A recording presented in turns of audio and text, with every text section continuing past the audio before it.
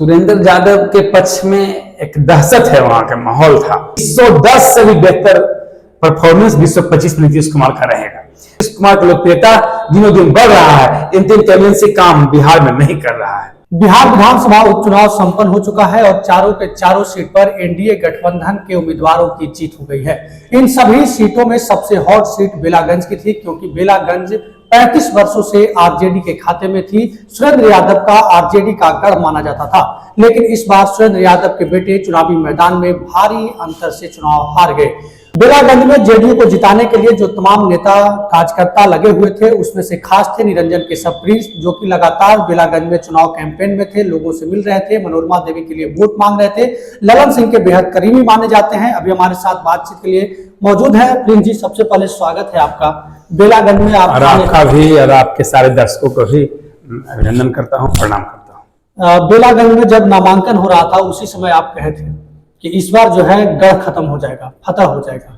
अब फतह हो गया है। यहाँ मुझे पूरा विश्वास था कि बेला हम जीतेंगे और हम जीते हैं। जिस तरीके से लगातार आप बेलागंज में घूम रहे थे, जनसंपर्क कर रहे थे, क्या ऐसा रहा जिसके कारण 35 साल का विरासत सुरेंद्र यादव के हाथ से छनक गया? सुरेंद्र यादव के पक्ष में एक दहशत है, वहां का माहौल था, और दहशत का माहौल हम लोग ने खत्म किया। डरने की जरूरत नहीं है। हमारे माननीय नेता ललन बाबू ने बेला में बोला था कि अगर सुरेंद्र यादव किसी को धमकी देंगे तो मैं इसी बेला बाजार में दौड़ा दौड़ा कर पीटूंगा। इस बात से भय समाप्त हो गया, डर समाप्त हो गया, और लोगों ने खुलकर वोट दिया। अब मुझे विश्वास था कि 20,000 से ऊपर वोट जीतेंगे, और 20,000 से अधिक मत से हम चुनाव जीत भी गए। ललन सिंह गए थे, तो ललन सिंह की इस बात को लेकर के तो चर्चा यह भी था कि कहीं सत्ता शासन प्रशासन का डर दिखाने की बात हो रही है। जी नहीं, हमने कहा था कि भयभीत नहीं होइए, भय मुक्त होकर आप मताधिकार दीजिए। जो अपना लोकप्रिय उम्मीदवार हो, जिसको आप पसंदीदा उम्मीदवार हो, उसको वोट दीजिए। आप लगातार फेसबुक पर पोस्ट कर रहे थे, अभी एक सोशल मीडिया पर प्लेटफॉर्म पर जो है फिर से पोस्ट कर रहे हैं। अब तो चुनाव हार गए, अब तो बस कीजिए। देखिए, सुरेंद्र प्रसाद यादव ने लिखा अपने भाषण में, बेला के चुनावी सभा में बोला था, नीतीश कुमार को चैलेंज किए थे कि आप 30,000 मत से आपको हराकर भेजूंगा, अगर नहीं हराऊंगा तो एमपी से इस्तीफा दे दूंगा।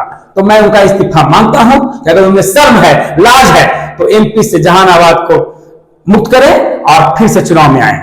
तो फिर ये तो चुनावी वादे होते हैं, चुनावी झांसे होते हैं। चुनाव में सब लोग बहुत कुछ बोलते हैं।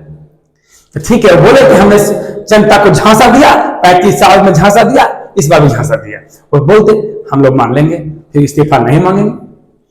जिस तरीके से चारों सीट एनडीए गठबंधन जीत गई है, उसके बाद क्या आप लोग जो है मिठाई बांट रहे हैं? देखिए, क्या क्या कर रहे हैं? देखिए, नजदीक में जो लोकसभा चुनाव हुआ था, उसमें जो एरिया हुआ था, इस एरिया में सिर्फ गया सीट हम जीते थे, बाकी सारा साहबा और मगध हम हार गए थे। और इस बार चारों के चारों सीट जीत गए, साहबा जीत गए और मगध जीत गए। यानी कि राजद का सबसे महत्वपूर्ण दुर्ग, अभिलेख दुर्ग एक मगध और साहबाद है। जब जीत लिए, समझिए कि 210 से भी बेहतर परफॉर्मेंस 225 में नीतीश कुमार का रहेगा। 210 में भी राजद बेला सीट को बचा ली थी, बाकी सीट हार गई थी, लेकिन बेला सीट को बचा ली थी। अब बेला सीट का हारना मामूली बात नहीं है, गैर मामूली बात है। नीतीश कुमार की लोकप्रियता दिनों दिन बढ़ रहा है, इंटेलिजेंसी काम बिहार में नहीं कर रहा है। आप लगातार बेला में तन मन और धन से लगे हुए थे, तो क्या धन की जरूरत मनोरमा देवी को भी थी?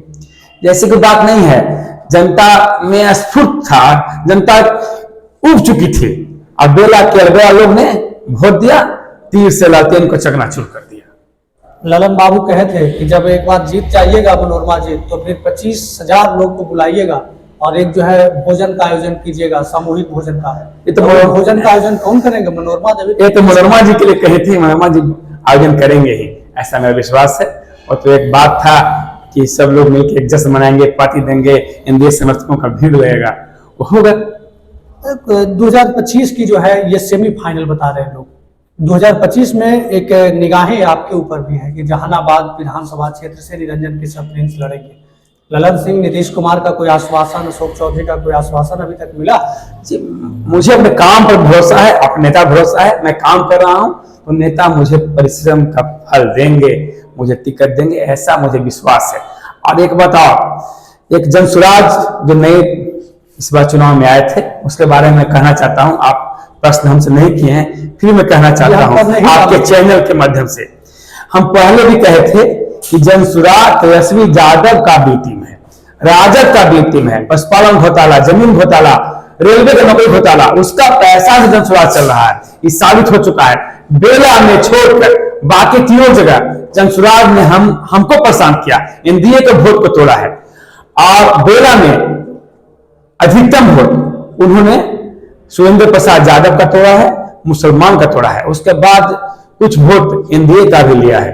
लेकिन बेला का जो विजय का मार्जिन है हमारा, अगर आप दोनों वोट जोड़ दीजिएगा, जनसुराज का वोट, ललतेन का वोट, राजद का वोट, फिर भी हम चुनाव जीत रहे हैं। यानी कि ये साबित करता है कि जनसुराज तेजस्वी यादव का बी टीम है। तेजस्वी यादव को जिताने के लिए वो खड़ा हो रहा है, चुनाव लड़ रहा है। आप ये क्यों भूल रहे हैं कि बेलागंज जो आज जीत का दावा कर रहे हैं वो जनसुराज की वजह से ही जीते हैं? भैया हम तो बता रहा हूं मैं, एम समीकरण का जो है वहां खात्मा होता और ना आप चुनाव जीतते। आप दोनों वोट जोड़ लीजिए, जनसुराज का कुछ तो वोट होगा ना, जो तरारी में मिला, रामगढ़ में मिला, इमामगंज में मिला, कुछ तो वोट ऐसा होगा जो मुसलमान छोड़ के और जातियों का वोट होगा, उस वोट को भी जोड़ लीजिए, फिर भी हम चुनाव जीत रहे हैं। आप ये मानते हैं ना कि बेला में एम समीकरण इस बार लूज पड़ा है?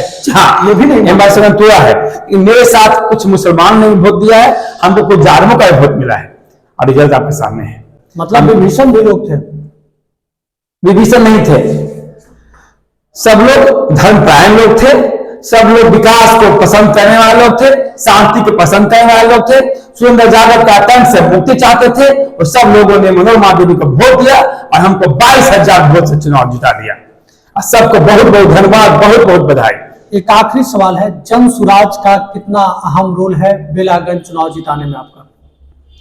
मार्जिन बढ़ाने में उनका रोल है, जिताने में नहीं। अगर जनसुराज नहीं रहता फिर भी हम 15,000 वोट से चुनाव जीतते। 2025 में जनसुराज के लिए रास्ता साफ है? अब लोग का भ्रम टूट गया है, जनसुराज के पास वोट नहीं है, वो 130 विधानसभा चुनाव जीतने की बात कर रहे थे, एक विधानसभा नहीं जीत पाए। चलिए बहुत बहुत धन्यवाद, आप समय निकाले। तो ये आपको भी धन्यवाद। ये हमारे साथ जेडीयू नेता निरंजन केशव प्रिंस थे, जो बेलागंज में लगातार जो है चुनावी प्रचार में थे और मनोरमा देवी की जीत का दावा कर रहे थे। शुरुआती दिनों से ही इनका कहना था कि इस बार मनोरमा देवी की जीत होगी, और ललन सिंह का आगमन कहीं न कहीं कह सकते हैं कि बहुत बड़ा संकेत था, और ललन सिंह का आगमन का तमाम जिम्मा जो है निरंजन केशव प्रिंस के ऊपर ही था।